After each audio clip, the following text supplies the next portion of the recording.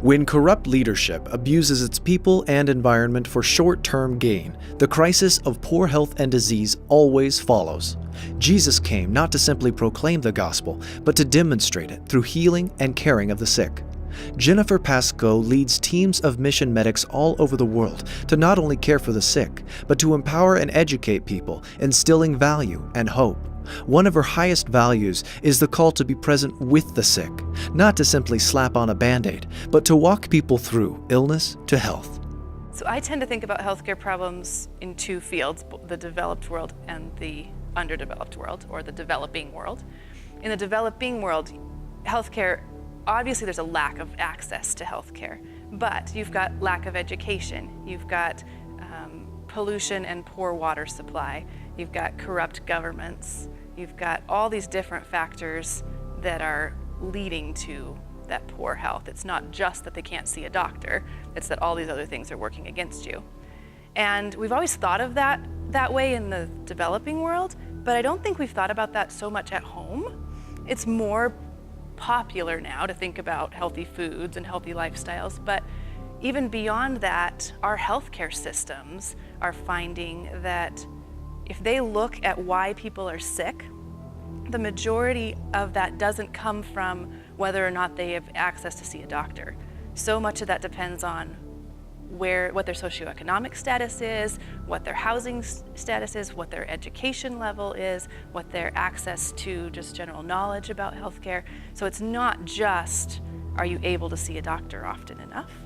So we're looking at not just healthcare, we're looking at all these other factors that play into your body being healthy and supporting your life. Well, so I teach people to address this type of crisis in a village setting with moms. And one of our first lessons is, okay, so what causes X disease? So say it's diarrhea, and that's probably dirty water or lack of washing your hands, something like that. So then what caused that? Lack of education or corrupt government. What caused that? And they keep going back, and eventually you always get back to sin. You always get back to the fall of man. And so if you try to solve the problem, you could solve diarrhea maybe with a pill or maybe with clean water or maybe with a better government. But eventually you have to get back to Jesus Christ is the only answer to any of those. So if I'm answering upstream, there's lots of little things to do along the way that are the church's responsibility. But the big one is you've got to address sin and you've got to have people's hearts change for the gospel before any of it's sustainable.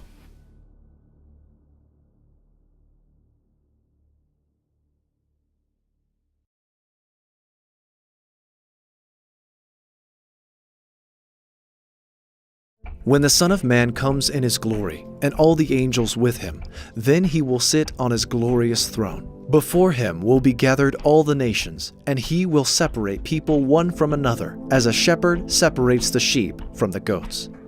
And he will place the sheep on his right, but the goats on the left. Then the king will say to those on his right, "Come, you who are blessed by my Father, inherit the kingdom prepared for you from the foundation of the world. For I was hungry, and you gave me food.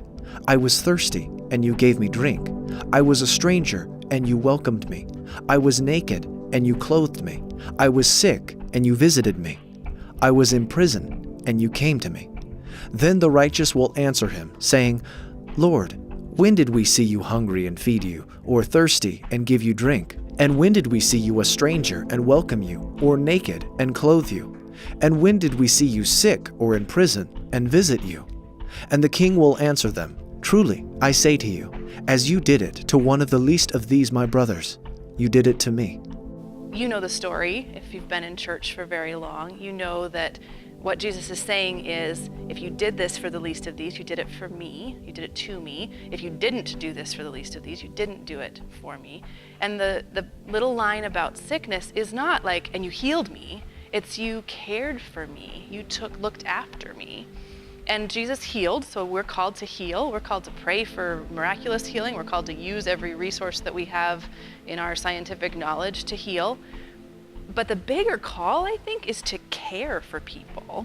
And that is a call on every one of us. So I think that's God's heart, is really caring for the sick person. And when you're caring for that person, you're caring for them as if they're Christ. So that's a big challenge for healthcare professionals, those of us who professionally every day take care of people and can get jaded or just in the routine and forget that there's a person who represents Jesus Christ in front of us that we're caring for. And that's a call to anyone who's not in that profession, that people need meals, people need rides, people need children cared for, people need that caring when they're sick, and that's how we heal each other. So I think that's God's heart, one piece of it anyway. On one hand, the church has been at the forefront of healing disease from the day of Jesus, from setting up hospitals, from being the ones in a crisis to respond and care for people at our own risk. We honestly have done this pretty well, maybe more so than in other areas of crisis that we're talking about. But I think many times, like I see in the third world, we find it success when our project builds a clinic and turns it over to the local government to run, that's success. And say, yay, now the church doesn't have to worry about that anymore. Or when we say, our hospitals and our insurance systems and our whatever can cover this problem. And it's still our call, like it's God's call to his people to care for the sick. So it's not something we get to push off onto NGOs or onto governments or onto anything else. So I think where we're blind is mostly in that area where we just see how I can solve your sickness is to get you into the right care and leave you there. And our call is to walk somebody through whatever it is. And that's a crazy hard call. Only someone whose life is given out for serving Jesus and only someone who's filled back up by the Holy Spirit can do that, because often that call is long-term and a rough road to care for someone who's truly sick.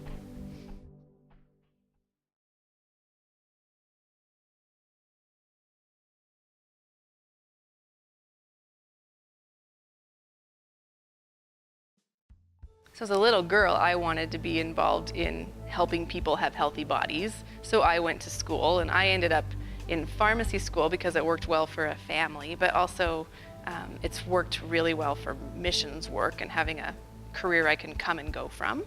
So that's one piece. Mission Medics has what's evolved in my life. I lead this program where we train healthcare professionals and lay people to do really basic healthcare and to teach really basic healthcare to people in communities that need it the most. So the idea would be a mother who's never had any healthcare background here in the States could come through this program, learn the basic things to teach, go to a village in the remote part of India and teach moms there how to care for their own kids, how to decide when to go to access healthcare, but that's super expensive for a rural poor family, and when it's something that they can just treat themselves. So trying to avoid those unnecessary deaths in young children by teaching locals to do whatever they can do. That's my piece. There's all kinds of other pieces that are needed, but that's what I've been able to be part of, and I love it. I'd say the first challenge I make to everyone is someone who's struggling with illness. Maybe it's an acute, a short-term thing, maybe it's more long-term thing, but someone. So how can you be involved in that? How can you help support them through that process? And then I always have to put in the plug, we have this training program here in Boise. We do offer it just to people who live here in Boise or are willing to be here for 9 months of training. But you could be part of that training, and you could be in the remotest parts of the world making a very practical difference in someone's life. So I think the spectrum is there. Go to nursing school, do all those different things. But today, find someone who's sick and care for them. Help them get that care. In missions, and specifically medical missions, we love to go and be the heroes and quickly fly in, fly out, cure diseases, record the stories to tell people later, and leave. And sometimes that is desperately needed because the expertise that physicians and healthcare providers have in the United States is different and better than many parts of the world, and that's needed. But I think we need to remember we're gone a week later and people get sick again.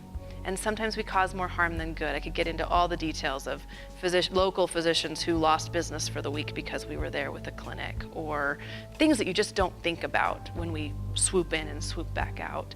So as much as possible, educating yourself on the long-term needs, the long-term health factors of a community that would help raise the overall health levels. Whenever we can educate people who are locally living there locally and gonna stay to meet needs. That's in general in missions. The more we empower local people to care for themselves, the better. But it doesn't mean coming in and telling someone how to take care of themselves, or it's relationship, it's the church long term, it's loving sacrificially, it's helping people get to a point where they can love sacrificially because of Christ in them. There's no easy answer either way. We teach in our class about relief work versus long-term development work, and it's not an either or, it's a both and. You need it all, and Christ did it all. He changed lives long-term and left disciples who later changed the world, and he cured the leper in front of him, and that's, I think, what we're each called to do.